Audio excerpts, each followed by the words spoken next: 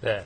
자, 우리가 요리할 때 보통 간장을 많이 쓰는데요. 네. 정작 간장이 어떻게 만들어지는지 뭐 정확히 알고 계신지 모르겠어요. 네, 일단 뭐 메주를 써서 만들고 예. 그다음에 이렇게 장독에 아마 밑에 부분이 간장이고 위에를 된장으로 만든다. 근데 솔직히 정확히는 잘 모르겠어요. 저도 정확히는 잘 몰라서 찾아봤더니 이제 콩으로 메주를 써서 소금물에 담근 후에 그 즙액을 달여서 만든 장이다. 이렇게 뭐 정의를 하고 있더라고요. 네, 예. 비슷하게 맞고 있는 것 같기도 하고 좀 더 자세히 알아보고 싶은데요. 하지만 그런 정의도 조금 달라져야 할 것 같다고 해요. 요즘에 간장은 꼭 메주로만 만들어지는 거는 아니라고 합니다. 네. 모은희 기자가 이야기해 줄 거고요.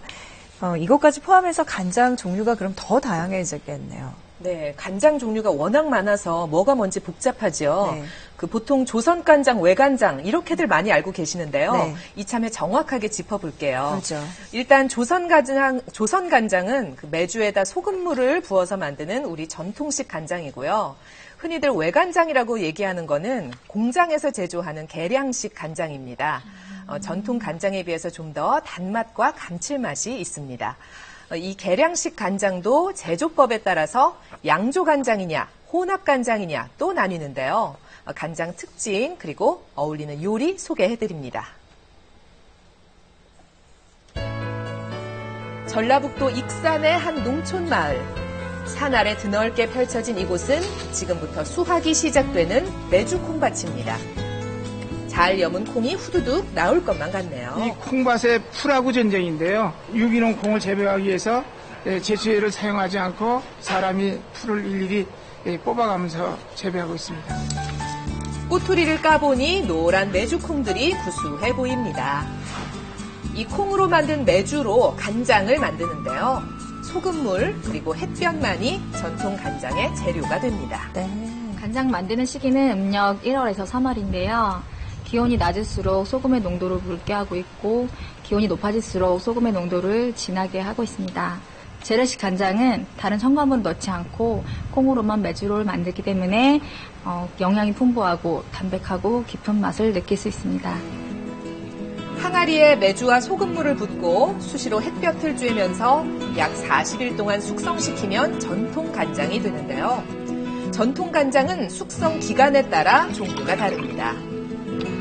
1, 2년 정도 숙성된 맛이 연한 간장을 묽은 간장, 청장이라고 하고요. 네. 3, 4년 정도 숙성된 간장이 중간장, 그리고 5년 이상 숙성해 걸쭉한 간장이 진간장입니다. 마트에서 파는 그 진간장 아닌 거 아시죠? 맛의 깊이도 다르다고 하는데요. 각각의 염도를 측정해봤습니다. 오래 숙성된 진간장이 역시 가장 염도가 높았고 숙성된 지 얼마 안 된 청장의 염도가 제일 낮죠. 네, 보기에도 확연히 구분되네요. 이렇게 맛의 차이가 있기 때문에 어떤 요리를 하느냐에 따라 사용하는 간장도 다른데요. 진하고 맛이 깊은 진간장은 볶음이나 조림을 할 때 쓰이고요. 맑고 연한 청장은 재료 본연의 색을 유지하는 나물이나 국의 간을 맞추는 데 사용된다고 합니다. 전통 방식 그대로 담가 먹는 간장은 맛도 좋고 몸에도 좋지만 발효기간이 길고 가정집에서 만들어 먹기엔 어려움이 있지요. 그래서 나온 것이 계량식 간장인데요. 계량식 간장은 크게 양조 간장과 혼합 간장으로 나뉩니다. 이 많은 간장 다 아시나요? 종류도 너무 많고 이름도 너무 많아서 어떤 걸 골라서 써야 될지 잘 모르겠어요. 자꾸 새로운 게 좋은 게 나오긴 하는데요. 또 잘 몰라서 예전에 쓰던 그대로 걸 자꾸 쓰게 되더라고요. 시중에 나와 있는 간장 자세히 살펴볼게요. 먼저 양조 간장은 콩가루나 밀가루 같은 곡류에 누룩균을 배양한 뒤 발효 숙성시켜 가공한 것을 말하는데요. 발효 과정에서 탄수화물이 분해돼서 단맛이 나기 때문에 찍어 먹는 소스나 볶음 요리에 사용하면 좋습니다. 양조간장 외에도 다양한 이름을 가진 간장들이 정말 많은데요. 이런 류의 간장들을 혼합간장이라고 부릅니다. 양조간장 일부에다가 산분해한 화학간장을 섞은 건데요. 가장 흔하죠. 오래 열을 가해도 맛이 덜 변하기 때문에 조림이나 찜 요리에 사용됩니다. 맛있는 간장을 고르려면 성분표를 보세요. 먼저 TN 지수입니다. TN은 토탈 니트로겐, 즉 총 질소량을 의미하는 것입니다. 질소를 측정함으로써 단백질 함량을 알 수 있는데요. KS 규격에 따르면 간장의 경우 TN이 1.0% 이상이면 표준, 1.3% 이상이면 고급, 1.5% 이상이면 특급으로 분류하고 있습니다. 혼합 간장을 살 때는 양조 간장이 얼마나 섞였는지를 확인하면 되는데요. 양조 간장의 비율이 40% 이하는 표준, 60% 이상은 특급으로 분류가 됩니다. 네. 시중에서 파는 간장을 활용해 집에서 좀 더 맛있게 만들어 먹는 방법은 없을까요? 시중에 판매하는 간장은 너무 짠 경우가 많아서요. 좀 더 과일하고 이런 야채를 넣어서 부드럽게 먹고 그다음에 짜지 않게 먹으려고 시작하게 됐어요. 그럼 요리에 두루 쓰이는 맛간장 만들어 볼게요. 사과, 배 등 과일과 양파, 무, 파 등 여러 가지 채소들을 큼직큼직하게 썰어서 냄비에 넣습니다. 껍질째 다 넣어주세요.